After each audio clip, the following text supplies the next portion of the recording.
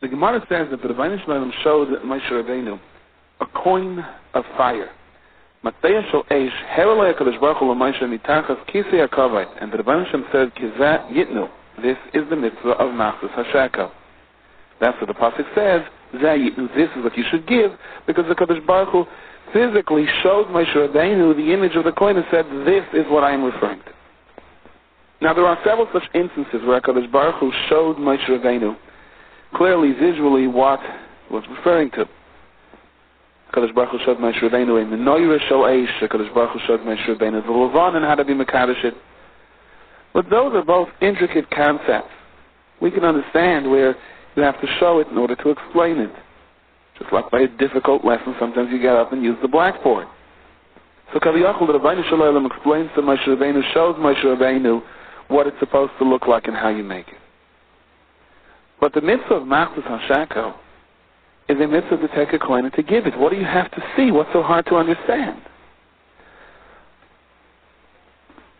If a Rav during the week would give an appeal, so you have to draw a picture of a coin on the blackboard and say, here, this is what I'm referring to, this is what you should give. So many answer the same thing. There's a verse of the Kabrina brought down in the Slonim Esvarim. Moshe Rabbeinu's difficulty with the Matei, what he didn't understand was, HaKadosh Baruch Hu said that this coin, money, in parentheses, the money that's the root of all evil, this money was going to be l'chaper al nafsheisecha. This would represent the kapara of Klal Yisrael. How can a small coin effect the kapara for Klal Yisrael? For kapara, a person should have to give everything away. There should be mass mesirus nefesh, not just giving a small coin. So HaKadosh Baruch Hu showed Moshe Rabbeinu matei shel eish.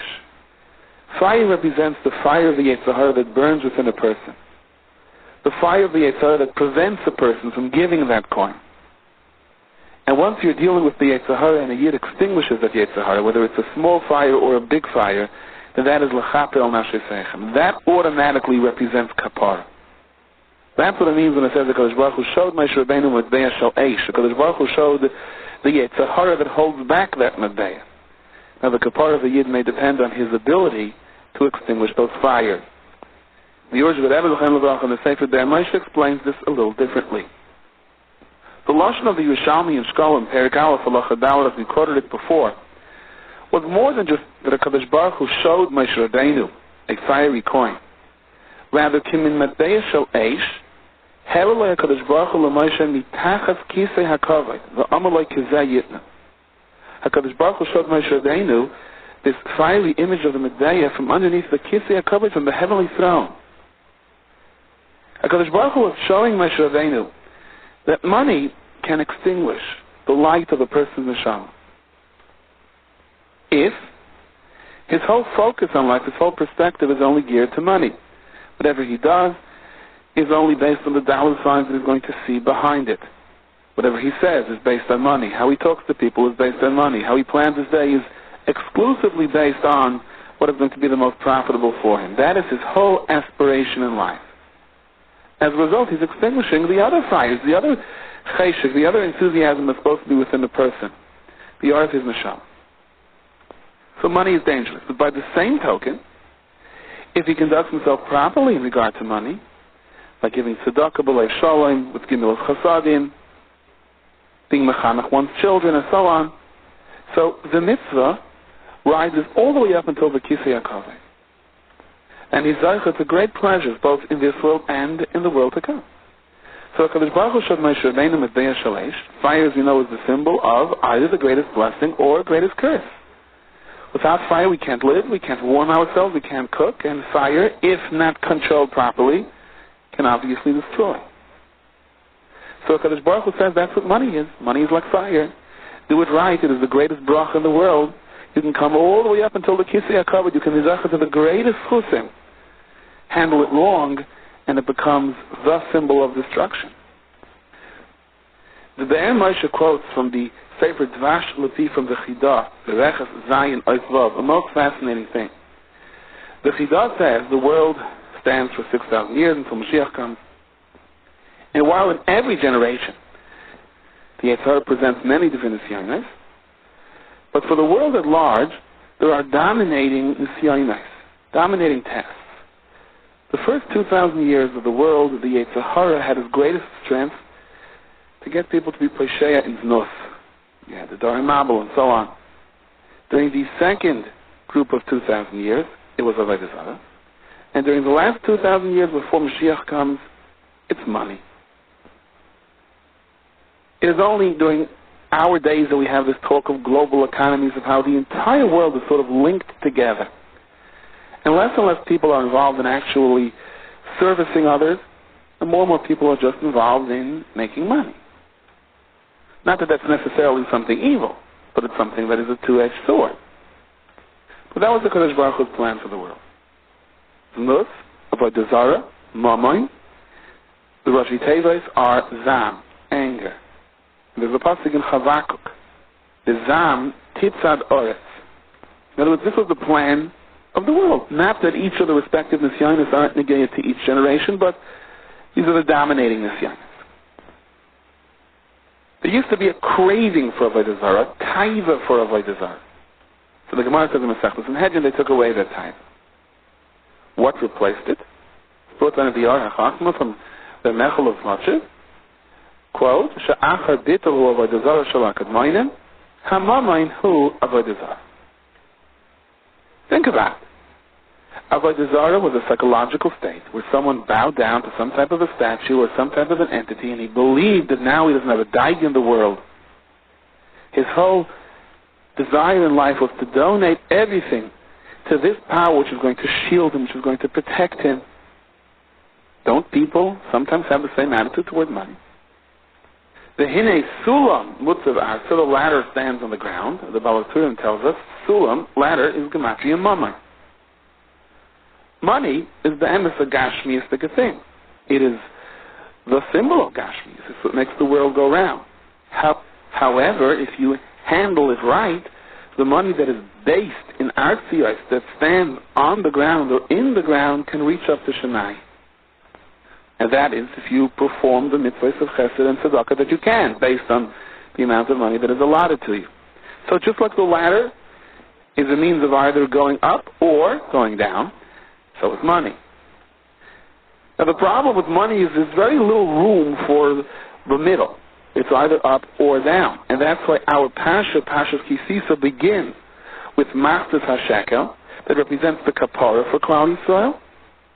And in this very same Parsha we have a Chet HaEgel that came through money. On the pasuk of Ki Sisa Esroish, in the Medrash Tanchuma, we find that behind the darshaning the pasuk, Ki Elokim Shaifet, Ze Yashpil V'Ze Yarim. Ze Yashpil B'Masa Egel. That is the ultimate example of how Klal Yisrael virtually goes into a free fall in Ruchnius because of the way they use their gold. And V'Ze Yarim, with that same money, the Mastas Shekel, we have our Kapara. So once again, this is what HaKadosh Baruch Hu meant, says the Be'er Moshe.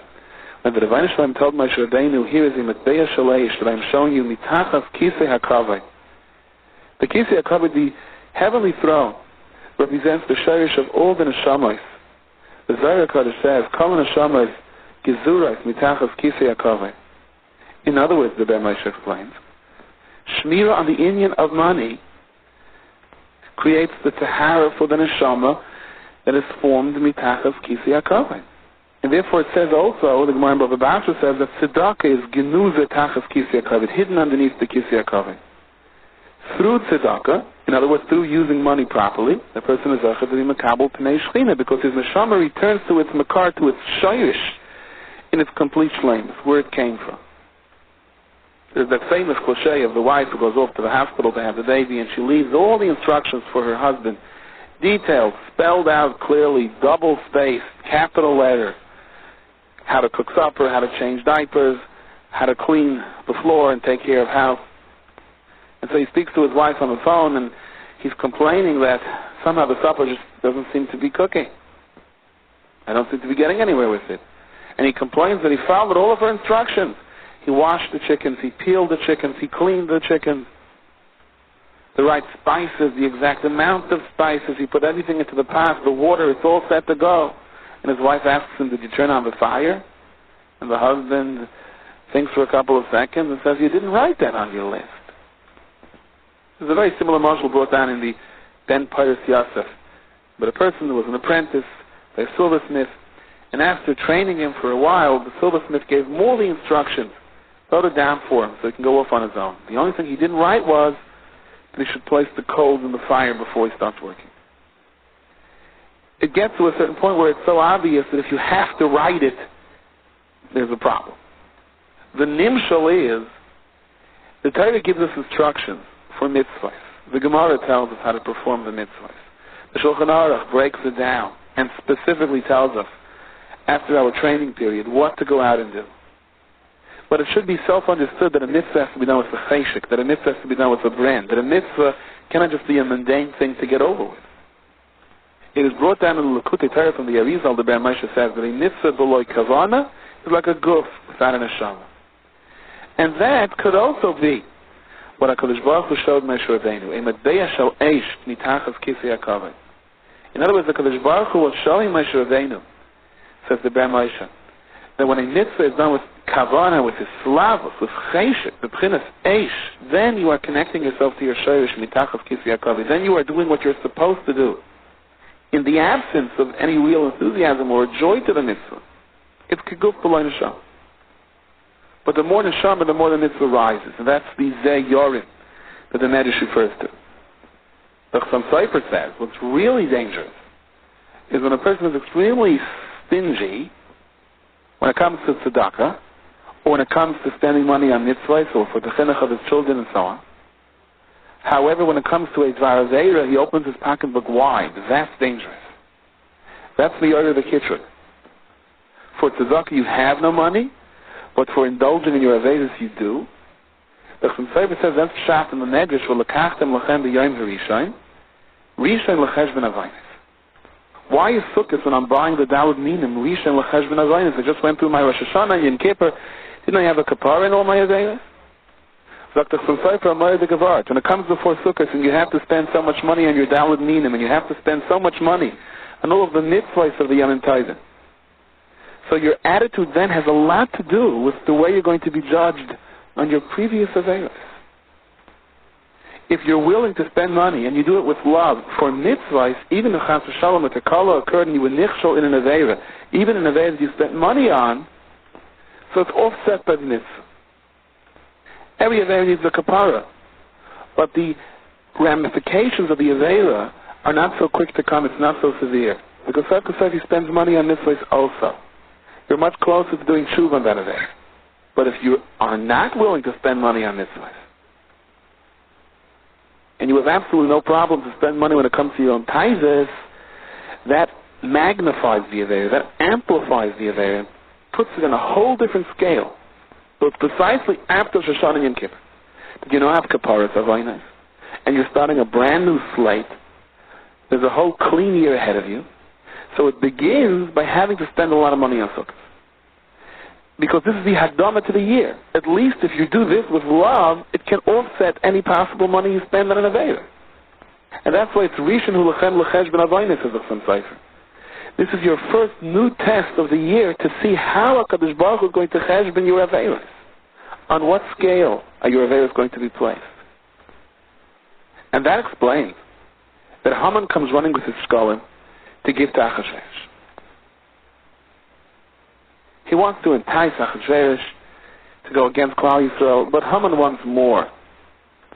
Lest the other Lishna Disha Haman, there was no one who knew how to speak Lashon Hara at the worst possible time in regard to the worst possible things than Haman. Haman wanted to say, look at Klal Yisrael.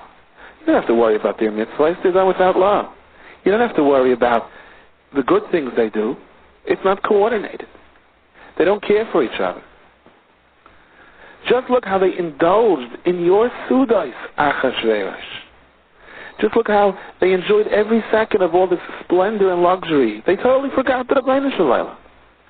And indeed, the Hana from the Suda of Achashverosh, the total focus, the total immersing themselves in the Gashmias of this world, forgetting that there's a Rabbeinu Shalom, was the source of Haman's kitruk, and a powerful kitruk it was. And in addition to that, Haman is going to give all of this money to the royal treasury to help the people. So you see tzedakah is on the side of Haman. Haman had it all planned out. However, the Rabbeinu Shalom said to Haman, your plan is not going to work. The Yidden already gave their machzis shekel well before you have come to Achashverosh with your scholar, and therefore ultimately your kitrug will fail. What shaykhus does one thing happen to another? So the Yidden gave machzis shekel in the midst, but what does that have to do with Haman's tainas now? And the answer is very clearly the way the Chassam Sofer explained it to us. Haman comes to the taina, look at all this money, look how Klal Yisrael have indulged themselves in the luxuries of your Suda. They completely forgot that they're in Golus, that there's a Rebbeinu Shalom on the world, that they have an oil Torah of mitzvahs. They were swept off their feet by all of the grandeur of Achashverosh's Suda. A terrible kitrug indeed, but Klal Yisrael already made it clear from before, when it comes to a mitzvah of tzedakah, when it comes to an opportunity of gemilas chasadim, sometime that requires great mesiras nefesh, whether it's his personal patience that's being taxed, whether it's time that he's volunteering, whether it's the wallet or the checkbook. Klal Yisrael as a whole personifies chesed, and every door you have those that rise to the top. And this mitzvah of machzis shekel, of the Yidden giving money with love and cheshik for tzedakah, has already offset the kitrug of where nebuch time comes, that we unfortunately do the same for our averos. But you have to understand, Haman, that the kitrug of those averos is going to fall short. It has been dulled, it has been muffled by the islavus for the mitzvah of tzedakah that has already preceded it. Thus, even though we understand the basic rule of a right side of the scale and the left side of the scale, and an avera offsets the schus of the mitzvah, however, as the Bnei Yissaschar explains the Shem Arizal, there are three mitzvahs which are not offset, which are not cancelled out by a corresponding avera. They are tzedakah, gemilas chasadim, and learning Torah b'iyun with yigiyah. Purim represents all three, the Bnei Yissaschar explains. Kimu v'kiblu, masha kiblu kfar, they were now makabel the ahava, the Torah, the part that was forced on them by Har Sinai, they now re-accepted with love. That was yigiyah the Torah. Shloach Monis represents Gemilas Chasadim, and Matanas Liyav Yainim represents Tzedakah. These are the three mitzvahs that are not neutralized by any Aveira. You have to do tshuva on any Aveira, but the point is, the chutzim of these mitzvahs are not lost to Aveiras. And this is our message to Haman. Haman thought he had the perfect formula that is going to dilute the mitzvahs of Klal Yisrael. And our answer to Haman is, too late. Our Shkolim came before your Shkolim. There are certain mitzvahs that simply cannot be taken away from us. And the more we are mechazik ourselves with those mitzvahs, then the greater we can look forward to a Purim that represents the end of all the Haman.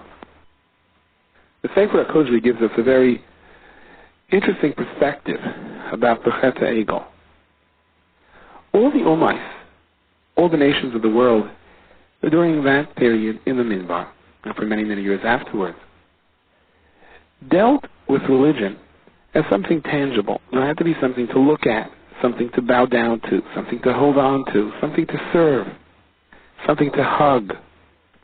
And even the philosophers of that time that understood that there is some central authority to this world, that there is a creator, also came around to something to hold on to, something physical, in terms of connecting themselves to what they believed. Because he explains that there were different understandings of this. Some held on to some type of a statue, saying that through this statue there is some type of hashpah that comes from some force, some entity that controlled things. They didn't necessarily believe that there was one force that controlled everything, but there was some type of force up there that had a say in what was doing down here, and you can connect yourself to that or win its favor by serving whatever physical realm that particular religion offered. Now the Yidden, when they left Mitzrayim, experienced very tangible realities. It was the Am Ha'anan that surrounded them, that protected them, that brought so much light, that paved the way for them, that washed their clothes. It was the Am Ha'esh that lit up the way at night, that protected them, that took the darkness out of the frightening desert. It seemed that as long as Moshe Rabbeinu was with them, there was always something happening that they could look at, that they could touch and feel. And then, of course, there was Matan Torah that took place in front of their very eyes in living color. Now, of course, it was different, lahavdil than Avodah Zarah. The Goyim that served particular kinds of Avodah Zarahs believed that you have to win grace with this particular God in order to get a good paycheck, and you have to get online in front of a different God in order to be healthy, and in front of a different God in order to be athletic, and so on. The Yidden saw clearly by Matan Torah that there was only one, the Rebbeinu Shalom, who created the world, and there was only one, the Rebbeinu Shalom, who sustains the world. But as the Kuzri and others explained this, there was this one vestige of a Zarah kind of thinking that had clung to at least some members of Klal Yisrael, albeit the Erev Rav, but they had some type of hashpah on the others as well. They wanted something to hold on to. They didn't want a religion in theory. They had to see something in front of their eyes. And as a result, when things got confusing, Moshe Rabbeinu had left them. He soared up to Shemayim. He took no food or drink with them. The 40 days, according to their calculations, had passed. Moshe Rabbeinu had not returned. Who knows if he would ever return? The Satan showed them the meat of Moshe Rabbeinu floating in the air. So there was a certain vacuum over here. And there were those amongst Klal Yisrael, and yes, it started with the Erev Rav, but again, it had some type of limited hashpah on almost everyone. There were those who began to argue, well, if Moshe Rabbeinu is not here to provide us with something we can hold on to and say, this is how the Rebbeinu Shalom relates with us, then we have to come up with our own plan. We have to create some type of an entity. We have to create some type of something real that we can hear, that we can see, that we can touch. Or else we're going to lose our connection to this Rebbeinu Shalom who took us out of Mitzrayim and gave us the Torah. So understand what happened over here explains the Kuzri. The Yidden weren't denying the existence of the Rebbeinu Shalom, but they thought that they can borrow from the Avodah Zarah a method of how to relate to the Rebbeinu Shalom that somehow became very vague and discreet in their eyes with Moshe Rabbeinu's disappearance. Take note, says the Kuzri. There were very, very few Yidden that actually were involved in the Egel. 3,000 people out of 600,000 is not much of a percentage. What about the fact that there were others who didn't stop them? Well, explains the Kuzri, they had their cheshbonis. They said, if there are those apikarsim amongst us, if there are those that still have alien influences, let it come to fruition. Let it manifest itself. This is when Moshe Rabbeinu comes back, we'll be able to point to them and say, they don't belong amongst us. They're still employing methods of Avodah Zarah. Everyone had their own reasons. Everyone had their own rationalizations. No one really denied the Rebbeinu Shalom. But there was a fatal mistake over here. They disassociated the mitzvahs that they were just taught with their emunah in the Rebbeinu Shalom. Believing in the Rebbeinu Shalom without believing in the mitzvahs of the Torah, or somehow thinking that the two can work independently of each other, was a terrible mistake. The Rebbeinu Shalom had just told them, standing by this very mountain, that it was prohibited to create images, and they made an image. They argued that the mitzvahs aren't enough. We need a statue. It's exactly the opposite. The statue leads you nowhere. Kiyam ha-mitzvahs is what brings emunah into a person's heart. Fulfillment of mitzvahs and the sirus nefesh to abstain from loisases is what gives a person a feeling that he is connected to the Rebbeinu Shalom more so than any symbolism in the world. So they argued, but some of the mitzvahs themselves represent symbolism. What is an oil if it's not to remind us that there's a luchas inside and there's a Rebbeinu Shalom who gave us the Torah? What is the eating of matzah if it's not to remind us about the chayros? So you see, mitzvahs in general support the idea of something physical in the service of Hashem. So why can't we create our own physical entity? The problem with this, says the Kuzri, is that you can compare it to a marshal of someone who's sitting in a doctor's office and he sees the doctor writing a prescription. and he follows the person into a pharmacy, and the pharmacy fills the prescription, and the person gets better. So he decides, what do I need this doctor for, and spend money? I have a better idea. At night he breaks into the pharmacy and starts opening up all the bottles, and he starts drinking everything. The problem is he never made it until the next morning. If there's no direction, if there's no guidance, if you don't know where you're going, then it's a prescription for disaster, not to bring you closer to the Rebbeinu Shalom. And the Beis Halevi really explains this somewhat from a different perspective. The taina that they had, Ta'ana Kayin, is, if mitzvahs bring us closer to Hashem, and right now we're in somewhat of a void over here because we're not quite sure what's happening with Moshe Rabbeinu, let's create our own mitzvahs. Let's create our own ego and serve it, and we'll come closer to Hashem. I mean, after all, what was the Mishkan itself? What was the Hakrab of the Karbonis? But they made a terrible mistake here. Because it's true. Your mark of a carbon in the Mishkan that brings you closer to the Rebbeinu Shalom. Your emunah is stronger. Why? Because there's something tangible to see, because you're not dealing in the abstract? It has nothing to do with it. It's because you fulfilled the commandment to Hashem. When a mother says to a child, please bring me that towel, and the child says, yes, mommy, right away, there's a certain bonding that forms over here between the mother and child. When you call up your friend and you say, do me a favor, I'm out of town, can you take care of something for me? And your friend does it, that friendship is now stronger. When one person listens to another, when one person says, I don't understand it, but I'll take your advice because I know you're smarter than me, there's a certain connection. There's a certain cementing here of a relationship. When the Rebbeinu Shalom tells us, do something, and we do it, we become closer to the Rebbeinu Shalom. Why? Because the Rebbeinu Shalom told us to do it. So yes, when the Rebbeinu Shalom told them to make a Mishkan, with all of its intricate details, and Klal Yisrael with Mesiras Nefesh donated and worked and put together the Tzivui of Hashem, they became closer to the Rebbeinu Shalom. But when you do it without the Rebbeinu Shalom telling you to do it, you're completely missing the mark. Mitzvah, the Mefarshim explain, means to connect. Tzeves is a plier. It's the way that the Rebbeinu Shalom holds on to us. When a child says, what would my mother want for a present? And you think this way and you think that way and you call this tanta and that tanta. That's an act of love. This child wants to know what the mother wants, and he wants to fulfill it. So when a yid sits down to a Gemara and he says, what is the halacha? When a shar rams into a parah, when an ox attacks a cow, what would the Rebbeinu Shalom want in such a case? That is an act of bonding.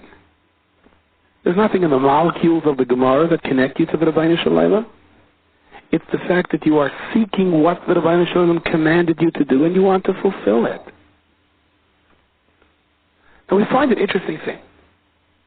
Klal Yisrael witnessing such a marvelous sight.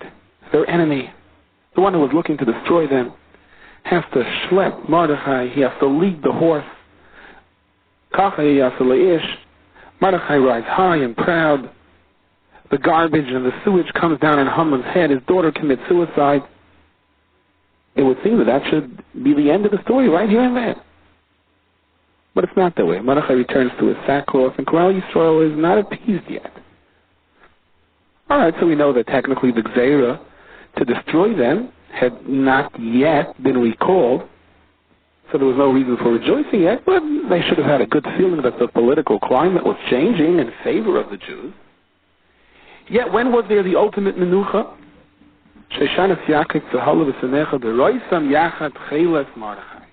Mordechai comes out, Belavush Malchus, and he's wearing the tcheles, and this is the climax of the Megillah. Now Klal Yisrael can breathe their sigh of relief. And again, technically speaking, that's understandable because this comes after the Gzeira was withdrawn and Mordechai replaces Haman in the king's court. But there seem to be some arrows over here in the pasuk that are pointing at something. They're pointing at this wonderful sight of Mordechai sitting high on the horse, yet it's insignificant. In terms of symbolism, Haman schlepping Mordechai around with that big parade should have meant a lot more than Mordechai simply walking out dressed in chelas. Yet, Mordechai's levush malchus, chelas l'chur, seemed to be much more reassuring to Klal Yisrael than his riding high on that horse.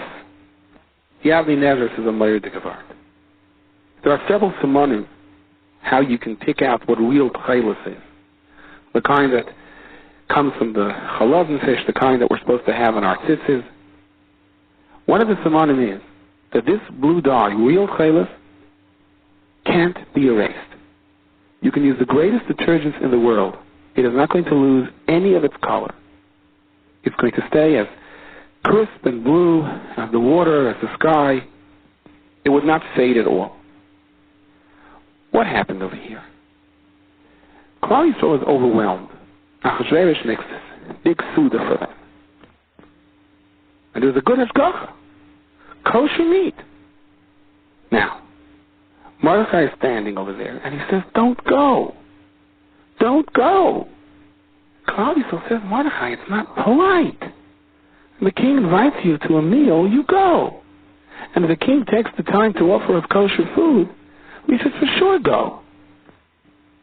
This great feast was so exciting, it was so fascinating, it captured the imagination of everyone. We're all invited to the king's palace. It's Mordechai, from the old or the old age, out Zusser, nothing you're allowed to do. He views everything as a threat to his religion. If only he would understand. But Mordechai is not persuaded. Day in, day out, he is warning Klal Yisrael, you are making a mistake, don't go. Well, later on, after the chet of Nehenem Yisuda Shalach Achashverosh, Haman rises to power. Klal Yisrael is frightened. Klal Yisrael is threatened with extinction, Rahman al-Islam. And everyone is pandering to Haman except Mordechai. He refuses to bow down. And again, they're saying to Mordechai, what are you doing to us? Stop being frum now. But Mordechai holds his ground. As the Mefarshim explained, he understood that there was a tinge of Avodah Zarah over here that crept into the hearts of Klal Yisrael as they associated themselves with the Umayis during the Great Feast, and he had to eradicate that with Mesiras Nefesh. But it wasn't just a one-day Nisayon. This was day in, day out, B'chol Yom v'Yom. And then Klal Yisrael is jumping for joy. You have this great parade. Mordechai is riding on the horse. And Mordechai returns to his sackcloth. He says to Klal Yisrael, the symbolism of it was encouraging, but the Gzeira is far from over. And he teaches them how to fast, and he teaches them how to cry, and he teaches them what they did wrong, and basically he teaches them where they stepped out of the guidelines of Torah. And finally, as the whole complicated Purim story unwinds, and Mordechai emerges from Achashverosh's palace dressed in chelas, the Yidden see that Mordechai was right all along. The children of Rachel, Chazal tell us, have this special quality of perseverance, of standing alone against the odds. Does it not say by Yosef, or he, even though Eshes Potiphar spoke to him yom, day in, day out, changing her wardrobe twice a day for an entire year, Yosef withstood every single aspect of that Nisayon, even though it was becoming more and more overwhelming. Well, that's what Mordechai did as well. Mordechai stood alone. While all the other leaders sort of faded into the winds of the time. Everyone's going to the party. Why can't we? Mordechai stood alone and explained, you are overstepping the guidelines of Torah. Well, everyone else buckled and fell and were frightened of Haman. Mordechai stood alone. Let me teach you what Amunah means. Let me teach you what Mesiras Nefesh means. And the people weren't quite sure they understood it. Not until the Purim story was over, and Mordechai emerged wearing the tchelis.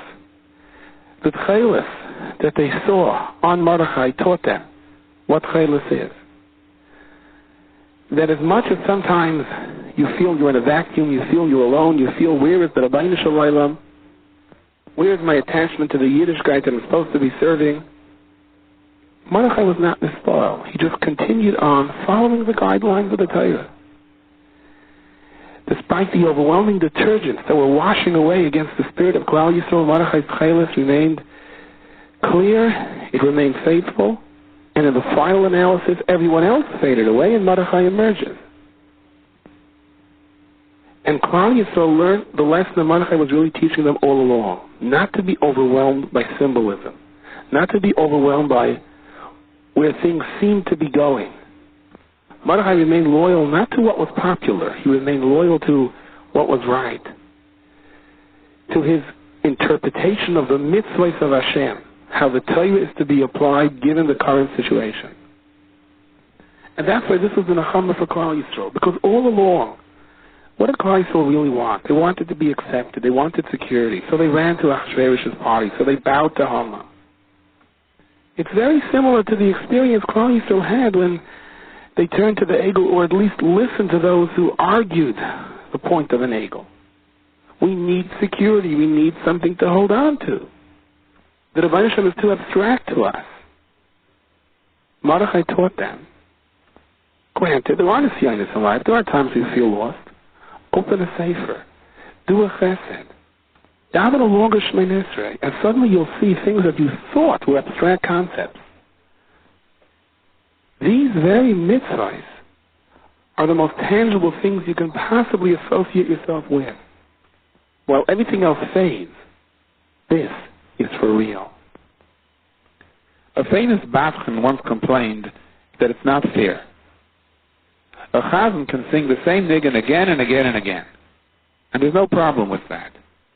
But when he has a good joke to say over by a chasana, he can only say it once. The second time, people don't laugh anymore. Maybe that little observation can give us an idea as to how to understand the following Yalkut Shmaini.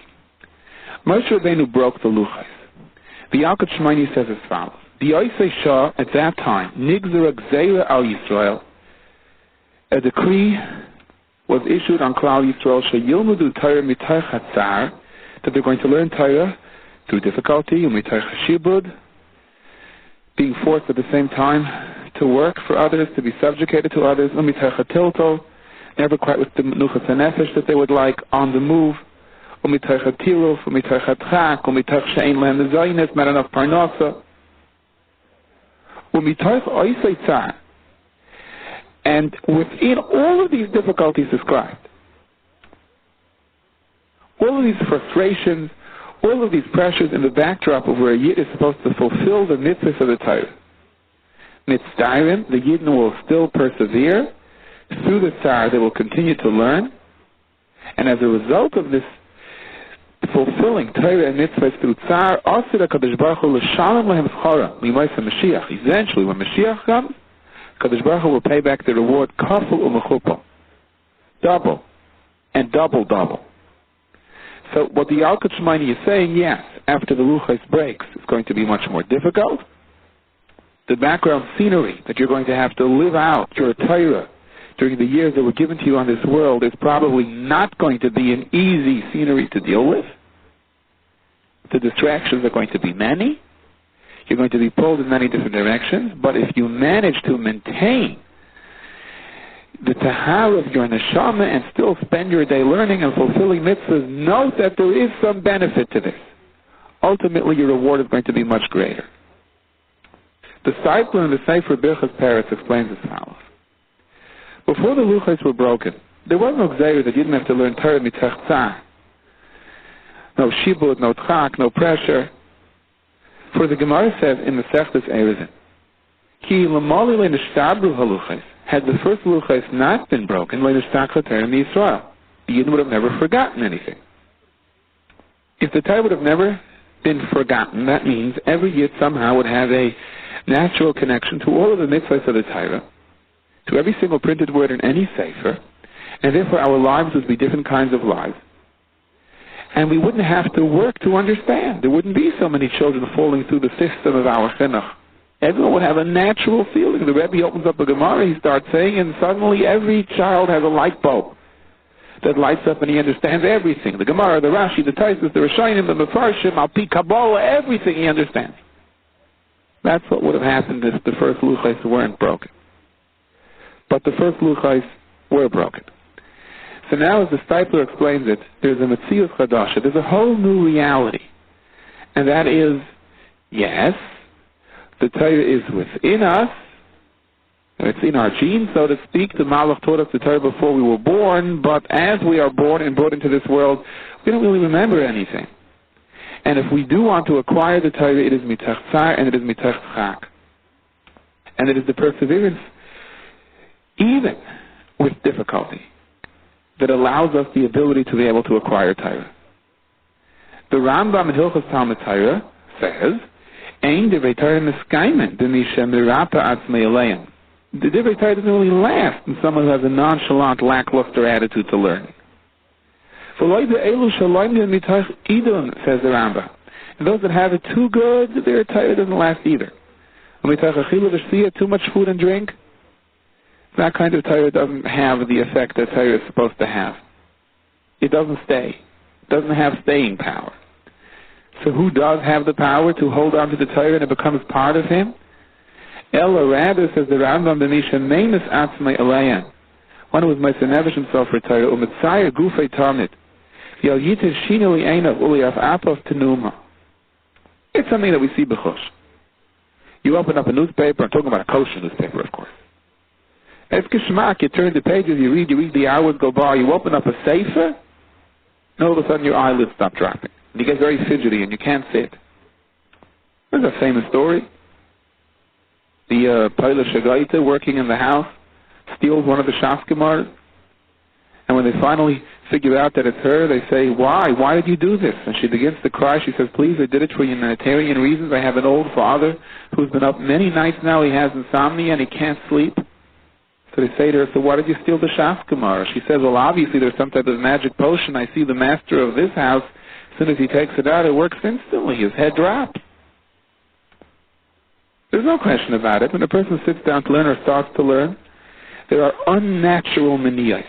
By design, things happen in the most astonishing ways that either distract us or keep us from learning. It's very, very difficult to break through. Yes, once you break through, then you can do it. But it's as if the Rebbeinu Shalom says, no one is going to be allowed to step into this easily. You have to really show us that you're willing to push and drive. Thus, the Rambam concludes, "Ein Torah miskayemes ela b'misha meimis atzmai, b'yahalei chachamim." The Rambam adds these words. You have to be meisanevish yourself to break into the tents of the wise, of the chachamim, of the tzaddikim, and to listen and to stay awake and to work and to chazer over, and despite everything else that goes on in your life, it is not easy. But that's the only Torah that's going to last. Why? Why is that so, asks the Stipler. How come Torah only lasts if it was difficult to acquire? He says there are two reasons. One is a natural reason. That's the nature of a person. When something comes too easy, it just doesn't stay in your head. It flies right out. And even if you do absorb it for the moment, when you hear the next thing, you forget the first thing. But when a person has to work hard to understand, and it's difficult for him, and he pushes himself to understand it, when he breaks through, it's sort of sealed in his memory. He does not forget it. But that's the natural explanation to it. In addition to that, says the Stipler, there is what he refers to as hasiguli, a skula. There's no natural explanation to it, but it's a fact. The tzar, that a person is mitzvah herself over Torah, the yagiyah, the difficulty that he has, does not get lost. There's a tremendous appreciation that a Kadosh Baruch Hu has with someone who pushes himself, someone who drives himself to fulfill mitzvahs with mesiras nefesh. And that yagiyah stands by his side. The Kadosh Baruch Hu says that yagiyah, that difficult work, is going to be his key. If he's going to fight off that sleep, if he's going to fight off the other pressures, if he is going to learn and he can push until he crosses the mark, then he has opened up great doorways for himself. And he'll understand 100 other things. It's the price to pay, and if he paid it, then he deserves it, and HaKadosh Baruch Hu says it's going to stay with him. And the Stipler quotes the Gemara Masechtas Sanhedrin, Al Adam Asher Amol B'Makam Zeh, the Terasei Amlu Loi B'Makam Ach. There's a certain amount of mesiras nefesh that Hashem wants from us when it comes to learning or being mechanech our children. When we get to a certain point, the Kadosh Baruch Hu says, then I'm going to open up doorways for you. And now you're going to understand things that you didn't even work for. because you've worked hard enough. Okay, so what does all this have to do with our opening remarks about that Batcha? Well, I think it's a mashal that really presents very eloquently what the Stipler is saying, if you think into it. Kosher entertainment can be in one of two ways. Either you make people laugh, and indeed, Rav Nachman of Breslov said that a joke can be a very powerful thing, provided that you maintain three conditions. Condition number one, that your main objective is to make another yid happy, which is a tremendous chus. The Gemara says in the Masechtas Tainis, Rav Broike was standing in the marketplace and he met Eliyahu Hanavi, and he said to Eliyahu Hanavi, look at this rush hour traffic over here, thousands of people walking in different directions, but who is really the one that has a direct ticket to Olam Haba? Are there any real tzaddikim over here? And Eliyahu Hanavi pointed to two people. And Rav Broike went over to them and he said, I'll tell you the truth, you look like ordinary people, but I know that you're special. What do you do? They didn't seem like the biggest Talmidei Chachamim. They didn't look very special. So they said, we're just two friends. And we have a certain minig. Our minig is when we see someone depressed, sad, we go over to him, and we talk to him, and we make jokes, and we try to get him to laugh, and we do not leave that person until we get him to smile. That's all we do. But Eliyahu Hanavi, out of thousands of people walking in that marketplace, pointed to these two and said they have a direct ticket to Olam Haba. So, condition number one is that your purpose with the joke is really to make someone else happy. You're not trying to create an atmosphere of litzanis. You just want to be mesamech yidden. Condition number two, he says that the joke is 100% clean. When we say 100% clean, it's more than chas v'sholom, something that ought not to be said. But even within the context of things that could be said, it's nikiya. It's fine-combed to an extra level of cleanliness. And the third condition is that it does not contain any lashon hara or rechilas or embarrassing anyone else. You're not making the joke on someone else's cheshbon. So, a joke that meets that criteria, your kavanah is to make someone else happy, it's 100% b'tahara, it's pure, no lashon hara, is a kosher form of entertainment. And of course, nagina, music, is for sure a kosher form of entertainment. Right? The Samzer Rav said that chazanim are naranim. Why? Because they stand so close to the Heichal HaTshuva, the Heichal HaNagina so close to the Heichal HaTshuva, and for the most part, so many of them don't bother stepping in. So there are two ways you can entertain people in a kosher fashion, if you do it in a kosher fashion. You can make jokes, or you can sing and play music. And as Adbatchan pointed out, how come the music you can hear again and again and again, and people like it, whether they heard it the third time or the fourth time, as a matter of fact, sometimes they like it even more. And a joke, it's funny only the first time. The second time, it doesn't really do much for you, unless you only got the joke the second time. Perhaps the teretz is that Nagina reaches deep into the neshama of a person. It touches the essence of a person. It creates a certain kayach. It instills within the person a certain sense of simcha that opens up his neshama, that opens him up to emotion and to hergish.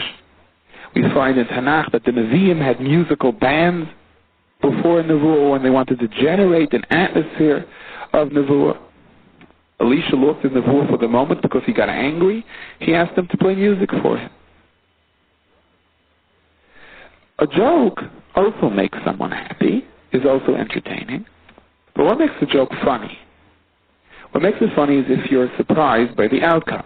The more obvious the punchline is, the less amusing it is. So in a joke is a kind of waking someone up from a sleep, surprising him into something that was unexpected. And that catches his fancy, catches his attention. The Gemara tells us before Rabbi began his shiur, he always said a Musa de Beduchasa. He always made a joke first. It woke the Talmidim up, it set the stage, it set for a certain mood, and then he would start teaching. A joke in the context of Kiddusha sets a person straight. It wakes him up. It shows him that you can laugh and smile even when you weren't in the mood of laughing and smiling. And once you woke up, then the stage is set for you to pick it up from there, to continue on your own. Nagina doesn't entertain by surprising someone. Nagina entertains by lifting up a person's spirits, by creating a certain environment by touching on a person's neshama. The luchos rishonos were like negina.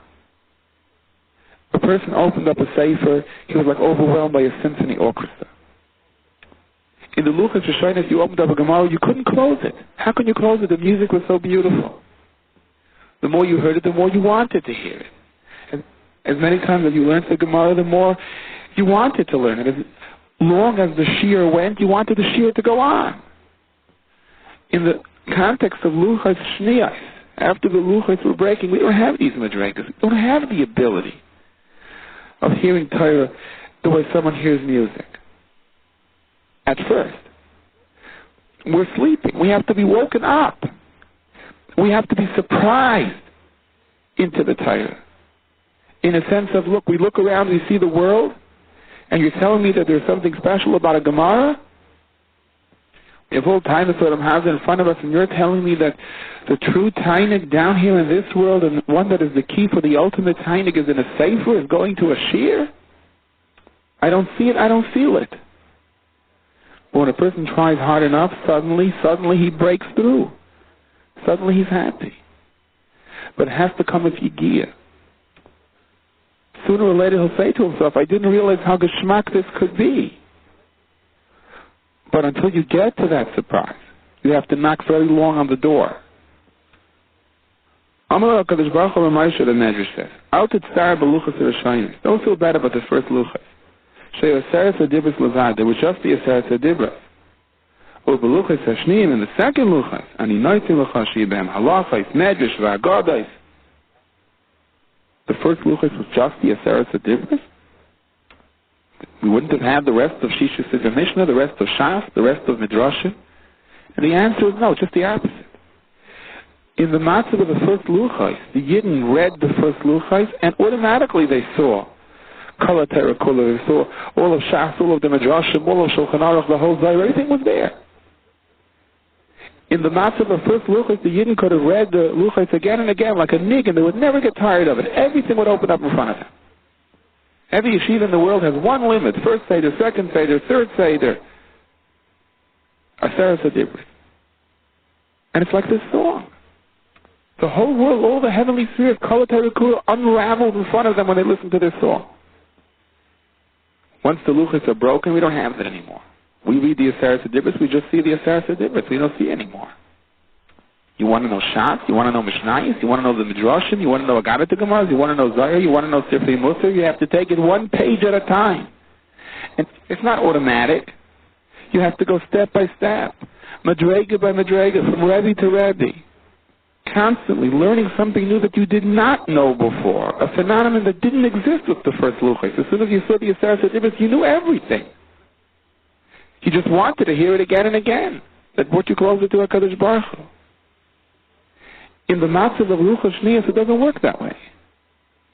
It takes a tremendous amount of yigiyah. Eventually, the Gemara says in Masechtas Sanhedrin, you start learning one thing and you see everything. The Vilna Gaon in the last 7 years of his life just learned in the Sefer Torah, and he saw everything in that Sefer Torah. Any Sefer you can possibly imagine in any library, the Vilna Gaon saw in that Sefer Torah. He lifted himself to the Madrega of luchos rishonos. But that was only after many, many sleepless nights. Yes, it was much easier when we had the first luchos, but there was a chasar to it. There would be a limit as to the amount of schar a person is eich to. I mean, after all, you're overwhelmed by a niggin and you sit there for a lifetime listening to it and enjoying it. Why should you really be rewarded for that? On the other hand, in the struggle for luchos shniyos kind of Torah, where it takes so much energy and the hill is so high, until you finally climb over and you understand and you get it, so to speak. There's a geschmack, and then you have to start on something new. Nothing is automatic. With luchos shniyos, it's harder to break through, but when you break through, you are well deserving of much reward. And this is what HaKadosh Baruch Hu says to Moshe. I know it's going to be so much harder now.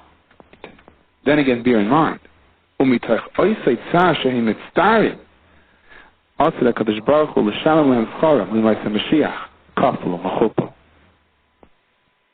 The nature of relationships are that after an argument and the two partners reconcile, they are much more careful with each other in a sense, they are closer to each other than they were before the dispute began. It's like weathered wood, so to speak. A relationship that survives a disagreement, or worse, a machlokes, and puts away their differences and comes together, has been tested, and it is now stronger for the effort. And sometimes, partners in a relationship can take advantage after a machlokes to try to attain a certain level of closeness and understanding that they could have never attained, that they could have never reached, had the relationship never been strained. Had it not gone through a ripping of the seams and then a healing process. And that's really what Moshe Rabbeinu's dialogue with Kaviyachol HaKadosh Baruch Hu in Parshas Ki Sisa represents. Moshe Rabbeinu, after the Chet HaEgel, wants to take advantage, for the benefit of Klal Yisrael, to a post-Machlokes era in the relationship between Klal Yisrael and HaKadosh Baruch Hu. Moshe Rabbeinu put his life, his very existence on the line to save Klal Yisrael after the Chet HaEgel. And now, there is a period of reconciliation. That HaKadosh Baruch Hu says to Moshe Rabbeinu, of course Klal Yisrael would have never been destroyed, that was just the Midas Hadin, that had to be the reaction after the Chet HaEgel. So Moshe Rabbeinu wants to take advantage of this and press on it more. So I want you to give me explanations. I want you to reveal yourself more to me. I want to feel more Hashua Tashchina for the sake of Klal Yisrael, to give them the kayach to survive in Galus. Vayoyim Moshe Rabbeinu says, Hareini na es kavaydecha. The Rebbeinu, show me your glory. Show me. I want to understand. Why are there tzaddikim who have such a difficult time down here in this world? Why are there Rishayim who live such a tranquil life? Show me what Olam Haba is all about. Show me the punishment of Rishayim in Gehenna. And the Rebbeinu says, what you are asking for, Moshe Rabbeinu, is impossible. No mortal, not even the eyes of the greatest Navi, can perceive the real Hashua Tashchina. That's something for the world to come.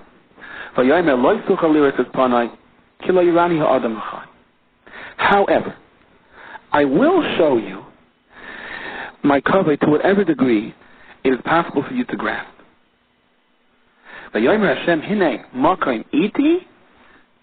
Behold, there is a place next to me. Station yourself on the rock. So it sounds like, at least to a certain degree, Moshe Rabbeinu's request was accepted. I mean, the Rebbeinu said, stand mamish next to me. How can you have a greater revelation of the presence of Shekhinah than that? But Rav Shashua Fol Hirsch explains that no, Adarab. HaKadosh Baruch Hu's response to Moshe Rabbeinu was that your question is wrong, and I will explain to you why what you're asking for you don't need, and what you need you're not even asking for. You want to perceive my presence. You want to see the malachim, you want to see the heavens, which Moshe Rabbeinu did, but he wanted to see more, or he wanted to be mafshechit for Klal Yisrael to be able to see. And understandably so, you want Klal Yisrael to have the Amunah, you want them to become close to me. But the Rebbeinu said to Moshe Rabbeinu, this is a mistake. If you want Klal Yisrael to become close to me, and for us to be able to retain that relationship, then the idea isn't opening up the curtains and to allow for Klal Yisrael to see the heavenly realms. You can see all the heavenly realms in the world, but as long as that Yetzer Hara is still cooking within you, then you will have the same difficulties, the same nisyanos, the same sveikos, the same taivos. How do you become close to me? The Rebbeinu Shem said to Moshe Rabbeinu, don't stare at me, but stand next to me. Hine mokim iti. There is a place next to me. What does this mean, there is a place next to me? So picture the following marshal. Imagine you have two people. Both of them are in the World Trade Center. And one of them says, wow, I see the whole city, I see the streets, and I see the outline of the other buildings. I see New York Harbor, I see the boats, I see New Jersey. It's amazing what I see. I see the Atlantic Ocean. There's no end to what I see. And the other one says, I don't know. I just see other buildings. And I see some little cars and people on the road. I mean, it's very impressive, but I don't see as much as you see. So the first person says, well, why don't you get onto the elevator and come up to my floor? I'm on the top. You're by the 50th floor. That's very high, but come on up to my vantage point. Then you will see what I see. That's what it means there's a place next to me. Come and stand next to me and see what I see. But what does this mean in terms of our relationship with the Divine Shalom? The Divine Shalom was explaining to Moshe Rabbeinu, I have a certain perspective of Klal Yisrael, a certain appreciation for every member of Klal Yisrael, a certain love for Klal Yisrael, and that's why I gave them Torah and mitzvahs, so we can bond ourselves through this. I can show you, at least to a certain degree, who I am. I can show you the Malachim and Shemayim.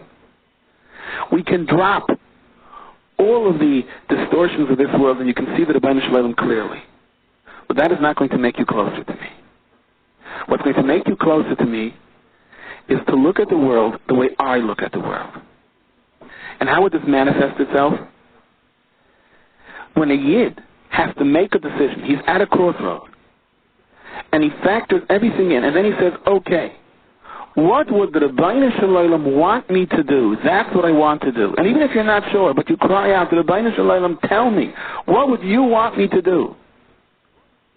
And that's how you make your decision, and that's how you view the world. And that is the greatest level of closeness that a human being will ever achieve. And ultimately, through this, you will be Zaycha in Gan Eden to such a Shvar B'Shechina beyond the imagination of any Malach who from his initial creation saw the heavenly realms right away, but he will not be Zaycha to what you are Zaycha to, because he never had that Nisayon. He never had that Nisayon of standing in a world of confusion and saying, okay, what does HaKadosh Baruch Hu want me to do? That's what I want to do. I want to learn to understand what HaKadosh Baruch Hu would want me to do.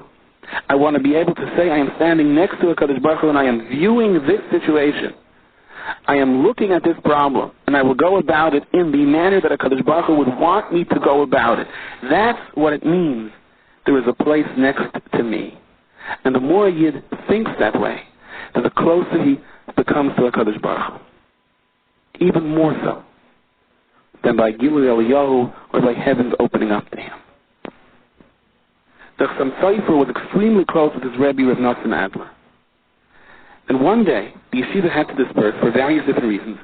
And the Chassam Sofer was a guest. His Rebbe had sent him to France to learn by a certain Rav Shaila in a yeshiva in Paris, or in a suburb of Paris. And he couldn't understand it. Why was his Rebbe sending him so far? When he got there, he encountered many difficulties. Apparently the yeshiva has no dormitory. He had to spend his nights in a kind of a rooming house. And there was this French guy next to him who was going to college, studying law, and he was having a difficulty passing his exam.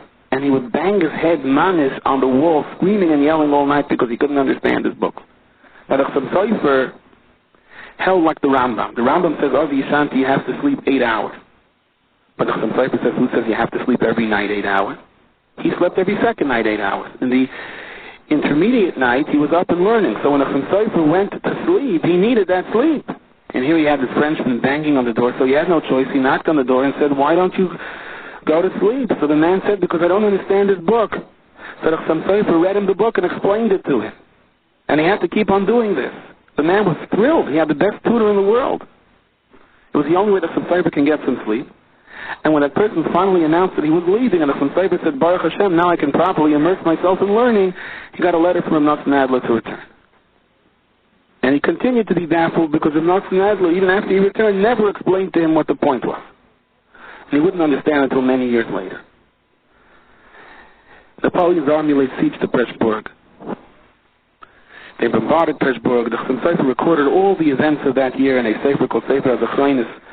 Miraculously, all those who were under the umbrella of the Chassam Sofer survived. That's a story for itself.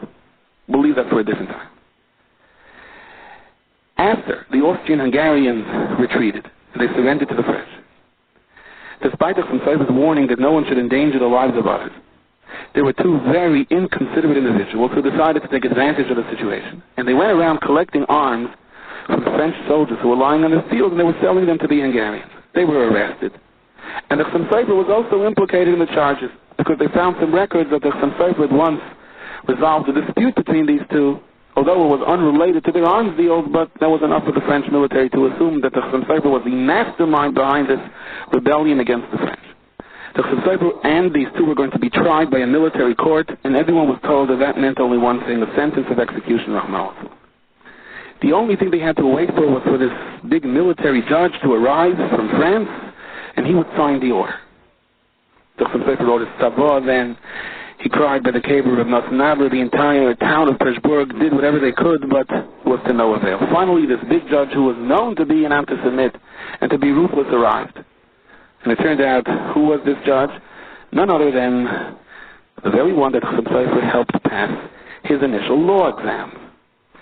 Needless to say, the Chaim Sofer was not executed. The Chaim Sofer even prevailed upon him to spare the lives of the two individuals that got everyone into the tzara by engaging in their business. This general even offered the Chaim Sofer to become part of a major Sanhedrin that Napoleon had dreams of setting up, and so on. The Chaim Sofer obviously refused. But then he understood why the Nasnagla had sent him so many years earlier, decades earlier. And the Chaim Sofer types the pasuk. Moshe Rabbeinu said to the Rebbeinu Shalom, Hareini nas kvedecha. I know, Rebbeinu Shalom, that after the Chet Ego, we are in for a difficult time. We will accept it. But I beg of you one thing. Hareini nas kvedecha. Explain to us, show us why you are doing this to us. Step by step in the process of Galus, throughout the various different pains and difficulties of Galus, just explain to us why this has to happen and why we have to endure this. And the Rebbeinu Shalom's answer to Moshe Rabbeinu was, stay over here. Stand next to me. Associate yourself with my mitzvahs. As if Shamshul Sol Hirsch explained it, see things from my perspective even though it's difficult for you to understand it. My Shechina will pass by from your vantage point. And the pasuk goes on to conclude, V'ro'isa es achoylai. You will see me from the back, but ufanei lo yiro. You will not see my face. What does this mean? You will see me from the back and you will not see my face. Rashi tells us, Heroloi kesher shel tefillin. Moshe Rabbeinu saw the kesher of tefillin, which you see only from the back, not from the front. The Heilige Chaim Sofer typed, V'ro'isa es achoylai. After you go through the experience, a time will come, whether on this world or in the world of truth, that you will understand everything. That you will clearly see that no Yid suffered an ounce of pain needlessly.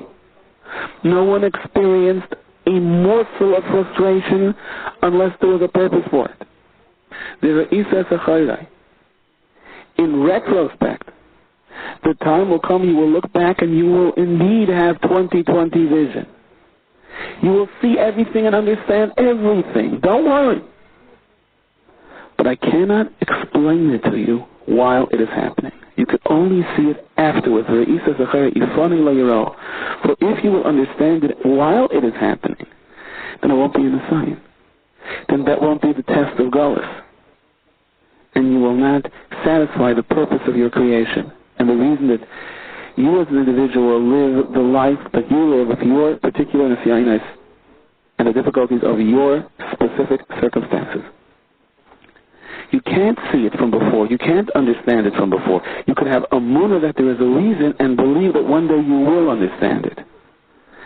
And by doing this, by being patient to wait for the Re'isa Zacharai, to seeing it eventually while you have to go through it, until then, you will maintain your level of amunah and kiyum of Torah and mitzvahs. Through this, you will ultimately be zaycha to such a yashar, to such an understanding that you could have never possibly attained had you understood everything from the onset, because then it simply would have not been a nesaya. There was a famous story of a man who came to the Baal Shem Tov, and he said, I'm just passing by, but I don't need anything. Just wanted to meet you. And the Baal Shem Tov told him, well, if you don't need anything, let me tell you a story. And the Baal Shem Tov told him a long story. There were two friends, Reuven and Shimon, best friends growing up, best friends learning in yeshiva together. But then the scripts prepared for their lives had them parting. One got married in one town, the other got married in a different town. Reuven did well. Shimon struggled to the point where he became a beggar. He came crying to Reuven, help me. Reuven said, of course, Shimon, my great friend. And he took half of all of his assets and he loaned it to him. And then the tables turned. When Reuven went running back for the same help from Shimon, Shimon refused to look at him. I don't know you, I don't want to see you. But how could you do this to me? I gave away half of whatever I owned to you. So his response was something along the lines of Dibus Meshiga B'nichaf Meshiga. You're not going to find any Akaras Atayis. I took advantage of your naiveness and that's it. L'maisa, Shimon worked his way back up, and once again Reuben lost his money and he came crying to Shimon. He said, I'm so embarrassed after the way I treated you. And Shimon, fulfilling the mitzvah of Lysikam and Lysitar, make nothing of it, and once again he gave him half of his assets. A couple of years down the line, the table turned for one last time. Shimon comes running to Reuben, begs him, twice I helped you. And Reuben's response, just as cold as it was the first time. It's a topple Meshuggah, he told him. Twice you were naive enough to give me half of yours, and I'm not as foolish as you are. But that's the way it stayed. Reuben went one way, he died a rich man, Shimon died poor. When they came up to the Elam Emes and they saw the real meaning of the word wealth, Reuben was in desperate straits. And once again, Shimon bailed him out to the point where Shimon said, I'm willing to volunteer to come back down to this world again as a poor person. Let Reuben be rich, and let him have an opportunity of repaying me. And can you imagine, said Baal Shem Tov, just last week, the neshama, meaning the person who was Shimon in the previous Gilgal, knocked at Reuven's door, and Reuven slammed the door so hard that he fell down the steps and died. And as Baal Shem Tov finished the story, the person fainted, because that's what happened to him a week before. A Shnara knocked on his door, a pauper knocked on his door, and he slammed the door so hard that the person fell down the stairs and Rahman al-Islam passed away. Baal Shem Tov gave him somewhat of a tick, and he told him to sell all of his assets and support the pauper's family, but it would only be a partial tikkun. And that's the Isas HaChoyrei. You can only understand afterwards, HaKadosh Baruch Hu says. If you would know from before, it would be easier to endure the difficulties, but it would defeat the whole purpose of the Messiah. It would no longer be a test. And that's what Chazal say, Hereloi Kesha Shel Tefillin.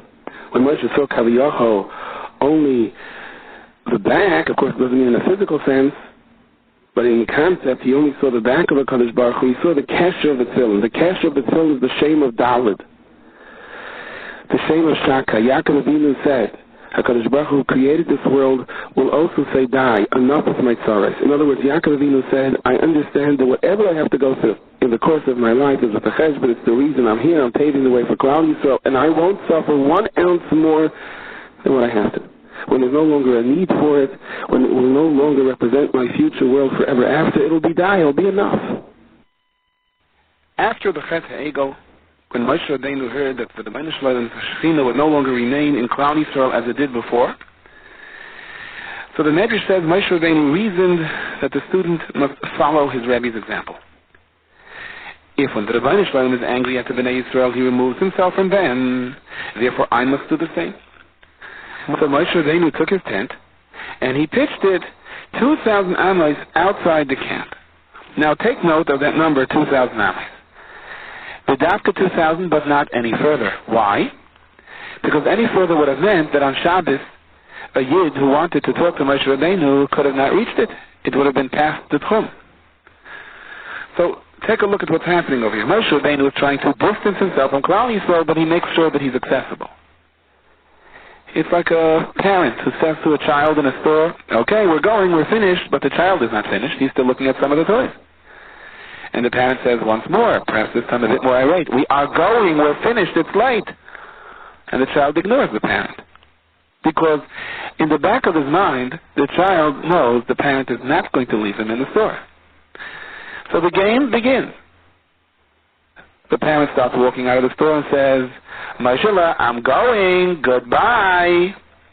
And the child may or may not glance with indifference because he knows it's all a charade. His parent is not going to leave him. And then the parent finally walks out of the store and closes the door. Now the child may begin to get worried or fickle. Maybe this is different than all the other times. I mean, my mother actually walked out of the store and she closed the door. So the child may wait a minute or two, and when he sees that his mother did not reappear at the door, now the child may begin to panic and races out of the store. And where's the parent? The parent may be down the block, maybe behind a tree, behind a lamppost, but one thing is for sure. The parent isn't all that far enough to get the child scared, far enough to wait for the child to come running, but close enough to make sure that when that child walks out of the store, the parent will be there to see the child. Now, when the child does see the parent, whether he turns around and goes back into the store or not, that's for a different shear. But for now, this is the point. The idea of the Shekhinah leaving Klal Yisrael was to see whether Klal Yisrael will run after the Shekhinah. Therefore, Moshe Rabbeinu takes his tent and he pitches it 2,000 ames outside the camp. 2,000 ames. Quite a distance. An am is about 2 feet. But only 2,000 ames, not anymore. The extent of the distance, the perimeter would have to be where if a Yid really wants to, he could come running. Even on Shabbos, when there is a problem, when there was a limit of the Tchum Shabbos. We find, but that was the whole idea of going away. To see just when and how the child is going to come running. We find them machlokes in the Gemara, Masechtas Brachos, Av Chav Ches, between Rabbi Gamliel and Rabbi Elazar ben Azariah. The shaila was what the entrance qualifications should be for Talmidim into the Beis HaMedrash. Rabbi Gamliel was of the more strict view that any Talmud who is not tzachik about it, if his inside isn't as sincere as what he makes himself out to be on the outside, he ought not to be allowed into the Beis HaMedrash. Rabbi Elazar ben Azariah's shita was open the door wide and just let anyone who wants to come in to learn.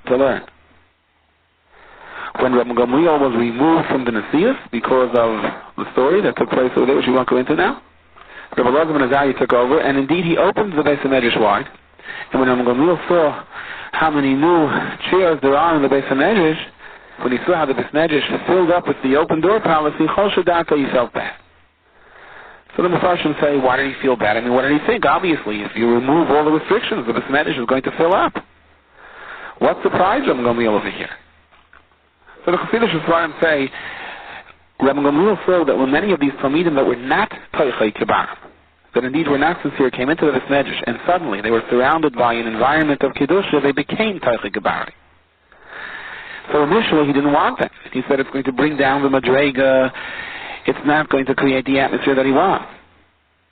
But when he saw what was happening, that after Rabbi Elazar ben Azariah opened the doors of these Talmidim that still had a lot to learn, came in and began to become more sincere, so he felt bad. Now Moshe Rabbeinu explains the Ber Shmuel was a Talmud of the Ksav Sofer. Apparently had the shita of Rabbi Elazar ben Azariah, because he accepted the Erev Rav. Even though there was an issue whether they were Teichem Kibarim. Yes, they wanted to come along with Klal Yisrael, but were they sincere? They wanted to come along when the going was good. But would they remain loyal when things got difficult? Unfortunately, we found out the hard way that they didn't. The whole Ma'aseh Egel was triggered by the Erev Rav. They were the first to complain. They were the first to scream. After the Rebbeinu Shem said to Moshe Rabbeinu, Kishiches Amcha, your people, you're the one that accepted them. It was not my recommendation that HaKadosh Baruch Hu told Moshe Rabbeinu. So at this point, having seen what a churban took place, because Moshe Rabbeinu accepted the Erev Rav, his shita changed about who to accept. He said, maybe a Talmud has to prove himself. But how do you know whether the Talmud is Teichei Kibari or not? How do you know whether he's sincere? I mean, you can faher him, you can test him to see how many block Gemara he knows. You can ask him tricky questions to see how smart he is. But how do you measure sincerity? What kind of a test is there? What kind of a thermometer is there that can measure just how sincere the Talmud is? Because even Rabbi Gamliel wasn't necessarily looking for mitzuyanim. He wasn't looking for people with a high IQ. He wasn't looking for geniuses. He was looking for people that are toichei kibari, that what you see is what you get, that their inside is just like their outside. They're not trying to fool anyone. So how do you test for that? The Ber Shmuel suggests that the test was just how hard is this Talmud going to try to get in? Is he going to take no for an answer, or is he going to continue to knock on the doors and say, my life is in this Beis HaMedrash, how can you lock me out? When he knocked hard enough, Rabbi Gamliel knew that he was Teichei Kibari. When he just took the rejection slip and said, okay, you don't want me, I have other places to go, so Rabbi Gamliel said, this isn't my Talmud to start with. It's just convenient for him, or it's the style, let's say, he wants to come into the Beis HaMedrash. It doesn't mean all that much to him. So in a sense, the rejection was the test. Let's see just how much it bothers you that you can't come in, and let's see if you're going to knock loud enough. Moshe Rabbeinu accepted the Erev Rav. That was a mistake. And what a churban the Erev Rav started. They started the whole Chet Ego. They took advantage of the moment of panic and directed Klal Yisrael to the Ego. So Moshe Rabbeinu now says, okay, I see that the wide open door policy has pitfalls. How can we correct that? How can we look to see who is worthy to learn Torah or not? And he employed the same eitzah Rabbi Gamliel did. He said, I simply cannot make it so easy. I am going to move my tent 2,000 ames away from the machna, mamish to the edge of the perimeter of the Tchum Shabbos. It's going to be quite a walk, almost 3/4 of a mile, if somebody wants to ask me a shayla or hear a shir, or sit by the table, Leil Shabbos Kodesh, in the presence of Moshe Rabbeinu. But at least now I know that it's not just people who are coming because it's convenient, because it's the in thing to do, but they're people that are coming are sincere and really want to learn. The haraya, they're willing to pay a price for it. And that's the lashon of the pasuk explains the Ber Shmuel. Moshe yikach es ha'oil, and Moshe took the tent, v'natalei michutz l'machna harchek min ha'machna. This was the whole idea. It should be far away from the machna. It shouldn't come easy. No one's going to pop in because they happen to be walking by and they say, no, let's see what's doing. This is going to prove who really wants to learn. So Hayakom Lezakesh Hashem, those that truly seek Hashem Yetzei Elol Mai, they're going to come out to the Elol Mai that's that's outside of the Machna. And those who are just interested to hear what's doing for convenience, they're not going to bother. It's going to be too far for them. Chazal say the Shosha Chacham Yoishe V'Doyrish, and people come to hear the Eibush is Meichel the Averis of Klal Yisrael. And there is a question that is asked, what do you mean the Shosha Chacham Yoishe V'Doyrish when he sits? Wasn't it the derech to stand when they gave shiurim? So the Medrash Shmuel answered that yes, when the Chacham gave a shiur in the Beis HaKnesses, he stood. But when he gave a shiur in his house, then he sat. Dr. Ber Shmuel, that's why Chazal tell us B'Shosha Chacham Yoishe V'Doyrish. These people that come to these kinds of drashos, it is for them that HaKadosh Baruch Hu is Meichel their Averis. In the Beis HaMedrash, when the Chacham is standing and he's darshaning, okay, it's a madrega. And for many people coming to the Beis HaKnesses is also a Mesiras Nefesh. But you also have those who came to daven mincha, to shmooze a little bit, and between mincha and Ma'ariv the Chacham is darshaning, so he goes out for a coffee, comes in, he listens a little, he doesn't listen a little. He watches the Chacham, he points out the color of his tie, or what kind of a suit he's wearing. And you may hear a vart or two. This isn't what the Medrash means. The one who comes to the Chacham's house and knocks on the door, and the Bnei Bayis, they say, we're sorry, we can't let you in, there's not enough place. But he knocks again and says, please, I beg of you, I want to hear, I need this, I need these words of chizuk. It's the Shosha HaChacham Yoishev V'Doyrish, in his house. Here's where the Eibush is Meichel the Averis of Klal Yisrael. And this is what Moshe Rabbeinu wanted to see. Who is willing to come out? Who is willing to go the extra mile? Actually, it was even a little bit less than a mile. That's the Tchum Shabbos. But the point was, who was willing not to take no for an answer? In the Sefer Tuvchi Abiyu, Rav Zilberstein, the son of the Bel Yoshev, points out how these tzaddikim are raised. He says when he came from the Talmud Torah, he lived in Feria. His mother said to him, do you know how many tzaddikim there are in Feria? Did you go to their houses? Did you try to knock on their doors? What can you learn from them? And every day I had to come home and tell my mother, yes, I passed their house and I stood there and I watched them and I learned something from them. I couldn't go into the house unless I can repeat something that I gained by trying to sneak into some Gadol B'Yisrael and learn something from him. Because it's a fascinating thing. There was a tzaddik in Yerushalayim, his name was Ramata L'Slanima. He was the Dayan, later became the Slanima Rebbe in Yerushalayim. Ramata L'Slanima was a great Gaon. He knew the Rambam by heart. And he had a minig. When he came to Yerushalayim, people used to come to him and there was a line. And when it came your turn, you stood there before the Matlas Lanama holding a Rambam and you read the Rambam. You read the Rambam from inside. And he would listen, and he who was listening orally, he was listening Balpeh, he would fix your mistakes if you didn't read it correctly. That was a pretty exciting thing to do.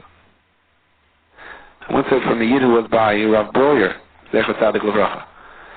He used to take care of him when Rav Breuer was old, Rav Breuer was a Saginor, he could not see. So the job of this young man was to learn with him. How did he learn with it? He would read a piece of Gemara, and Rav Breuer would finish the Gemara. He would start a Taisus, and Rav Breuer, who couldn't see, would finish the Taisus. That's how they spent their day. So Matul Islam used to correct the person reading the Rambam. But not everyone got a chance to do this. To get to be the one to read the Rambam before him. So he says, my mother wanted me to do it. So I said, only his close people, only the real tzaddikim, Chashav Yidden. I'm a child. When am I going to have a chance to read the Rambam? Don't push me to do it. It's just not going to come out. It won't happen. But my mother persisted, he writes. And then came Erev Pesach. We were all very tired, and you can imagine how hard my mother was working. And she called me and said, now the night of B'dikah Chometz, run to a Matul Islam's house, no one else is going to be there, and ask him if you can read the Rambam. Now's your chance. Who could be there at a night like this? So I said, but his Gabbai won't be there. His Gabbai is at home being B'dikah Chometz. Well, there was no arguing with my mother, he writes. So I came to his house, a house in Yerushalayim. It had only one room. This room was the waiting room. This room was the dining room. This room was the bedroom. I don't even know if there was a Chi of Mezuzah. It could be it wasn't even big enough for that. And we were wondering if this is going to work. I knocked on the door. Matul Islam was about to be by the Chometz, and he said to me, yes. I mean, what could a little child want from this tzaddik the night of B'dikah Chometz? So I said to him, can I read the Rambam?